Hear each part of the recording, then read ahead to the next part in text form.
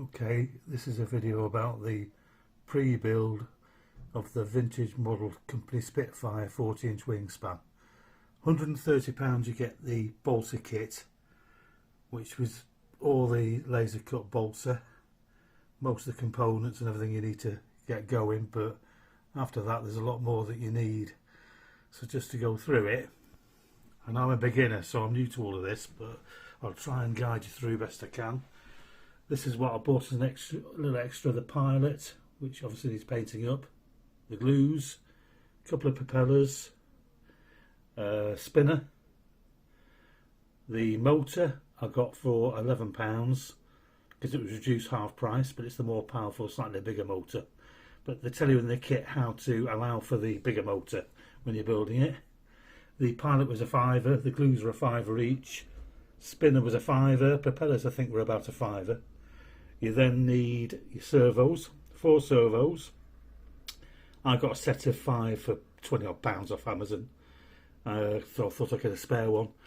Batteries to drive the plane, 1 spare there, so you get, I've got 2 batteries for £40. And then little extras, a little circuit tester, battery level tester for volts, and a servo tester, which these 2 items weren't that dear. I think from the Chinese sites about £2 a piece. And then it gets a bit technical, so you need your transmitter to be able to send your signal to the plane to operate the servo.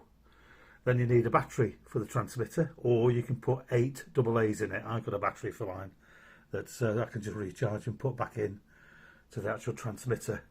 Then the electronics, you've got this thing which I found a bit confusing. It's called a speed controller, and I couldn't work out what a speed controller was, being new to all of this, but it should be really better called a power controller. And what it does, it sends up to 11 volt to your motor. The more voltage you send, obviously, the more powerful your motor will spin. And then it returns here. This goes to your electronics, and this is a 5 volt output. So it reduces the output down to 5 volt, and this goes to all the electronics, and that's obviously going to your power. And then as a little few extras, you get this with the transmitter. This is the radio receiver. Your servos plug into this. If you're going to use that, I'm going to use that, but I'm not plugging all my servos into that. I'm using something else, which I'll show you in a minute. You get another little sender here, which will send the report of your battery status in your plane to your transmitter. So your transmitter, in some cases, will actually initiate a little alarm if you get below a certain voltage.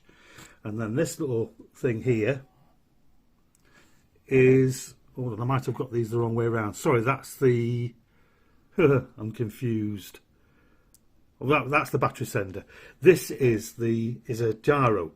So I'm going to fit this in. This was to keep the plane stabilised. So it will always level itself in flight if I get in a mess. I should be able to let go of the controls and it will just level the plane. Just to go through the prices of these things. Transmitter's 180 on Amazon. I got that for 100 from a Chinese site. Power controller, speed controller, £30 from Amazon. The gyro was £30 from Amazon.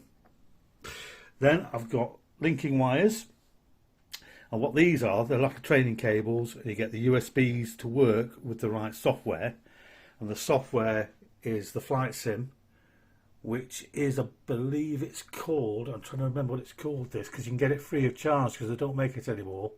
It is called, hold on, I've forgotten, Phoenix RC. That's what it looks like there. But you can basically program anything into this.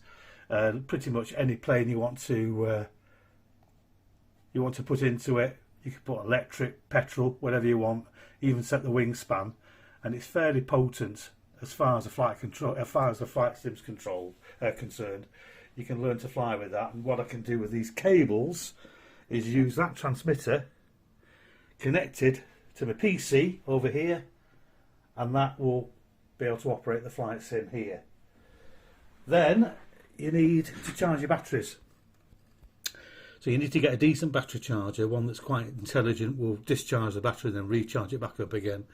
These are about £60 at Amazon. As I say, I paid about 25 for that from the Chinese site, but it is a proper one. I checked that, it's got the proper seal on it. You do not get a power supply with it, so you need to get a power supply. I got that from Amazon for £17, and it's just a laptop power supply, right ampage, and that powers the battery charger. Then when you've built the plane, you need to cover it with something. So you can either use tissue, but what I'm going to use is I'm going to use Doculam. So I've got a roll of this from Amazon, £18. There's enough on there to do 100 planes, but I mean, I'll use that for laminating as well.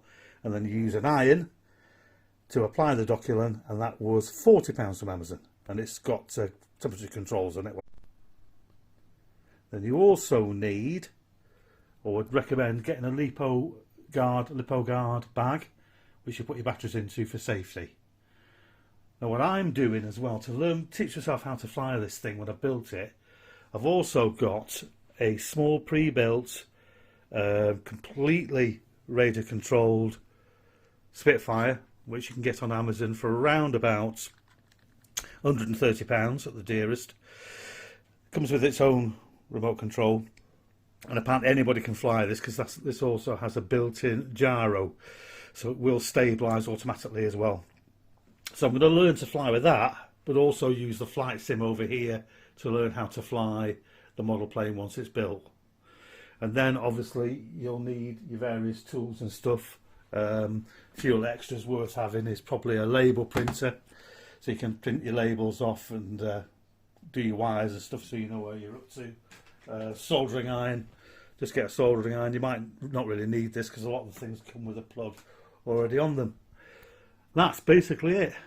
Okay, I shall show you the plane once it's been built, which will take me probably a couple of months.